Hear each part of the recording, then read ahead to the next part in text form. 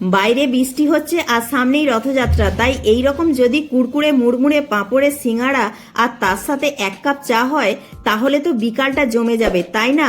নমস্কার বন্ধুরা, আমি প্রিয়াঙ্কা আবারও একটি দারুণ স্বাদের রেসিপিতে সকলকে স্বাগত জানাই। চলুন তাহলে রেসিপিটা শুরু করা যাক। তো প্রথমেই সিঙ্গাড়ার পুরটা বানিয়ে নেব। তার জন্য 200 গ্রাম পনির নিয়েছি।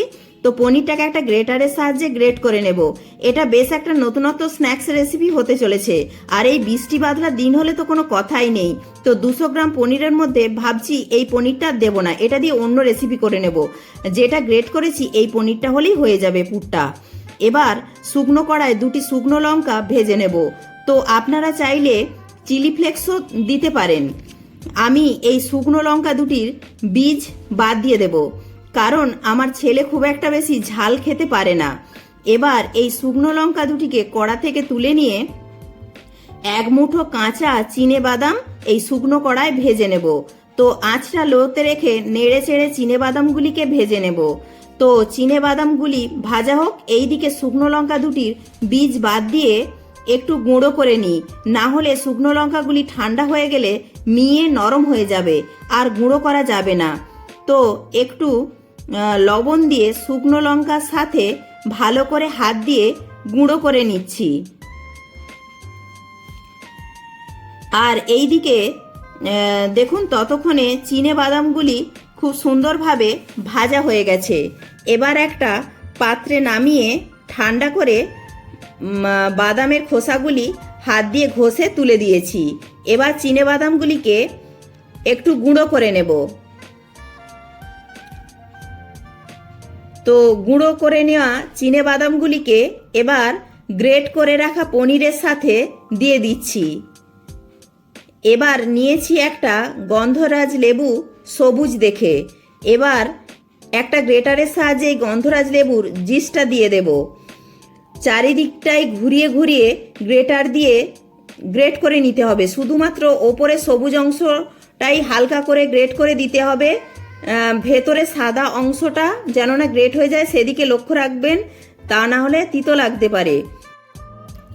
একটু গন্ধরাজ লেবুর রসও দিয়ে দিলাম, আর দিচ্ছি একটু ধনে পাতা কুচি, 1/2 চামচ চাট মশলা। এবার সব কিছু একসঙ্গে মিশিয়ে নিচ্ছি।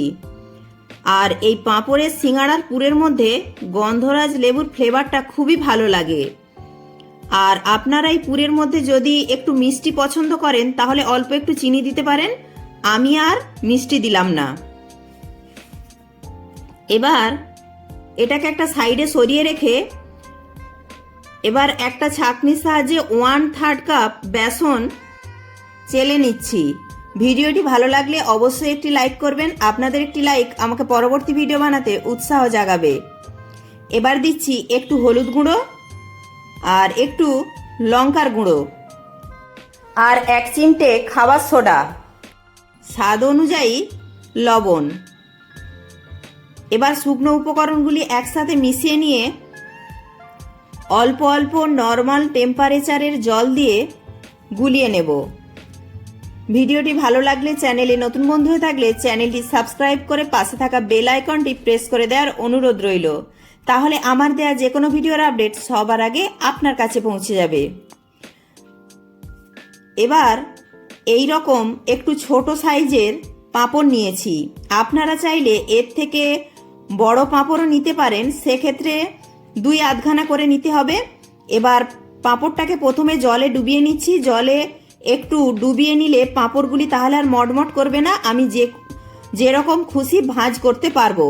তা না হলে ভাঁজ করা যাবে না, সঙ্গে সঙ্গে ভেঙে যাবে।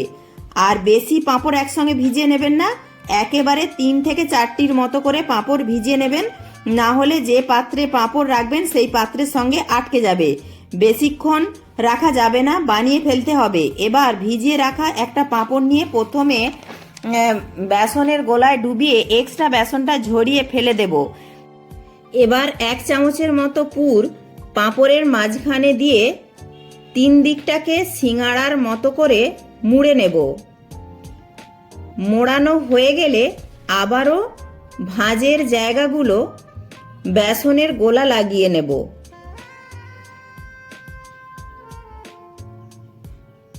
সম্পূর্ণ তৈরি হয়ে গেলে একটুক্ষণ রেখে দেব, তাহলে সুন্দরভাবে সেট হয়ে যাবে। এবার মোড়ানোর দিকটাকে নিচের দিকে করে রাখবো, আর দেখবেন কোনো দিক যেন খোলা না থাকে। আর একই শেপ করতে হবে তার কোনো মানে নেই, আপনারা যে কোনো শেপ দিয়েই তৈরি করতে পারেন। তো একই রকমভাবেই আমি সবগুলোকে তৈরি করে নেব। রেসিপিটি ভালো লাগলে প্রচুর প্রচুর শেয়ার করার অনুরোধ রইল।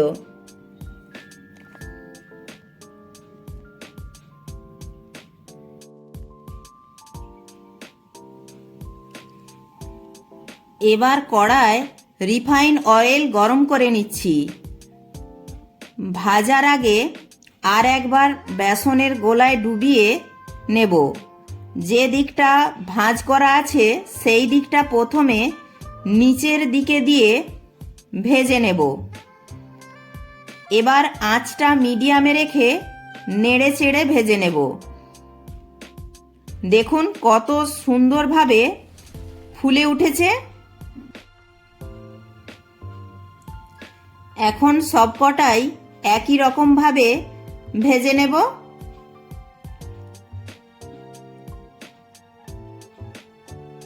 আর একটাও কিন্তু মুখ ফেটে পুর বেরিয়ে যায়নি, কত সুন্দরভাবে ভাজা হচ্ছে দেখুন।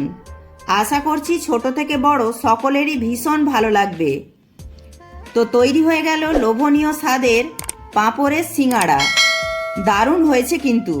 রথের দিন আপনারাও বাড়িতে বানিয়ে ট্রাই করবেন। তাছাড়া যে কোনো দিন বিকেলবেলা চায়ের সাথে টা হিসাবে এই রকম কুড়কুড়ে মুড়মুড়ে পাঁপড়ের সিঙাড়া জুড়ি মেলা ভার। ভিডিওটি ভালো লাগলে লাইক, শেয়ার, কমেন্ট, সাবস্ক্রাইব করে পাশে থাকার অনুরোধ রইল। প্রত্যেকে ভালো থাকবেন, সুস্থ থাকবেন।